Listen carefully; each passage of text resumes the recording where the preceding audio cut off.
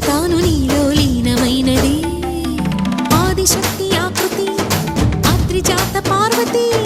తానువైన ప్రాణధవుని చెంతకు చేరుతున్నది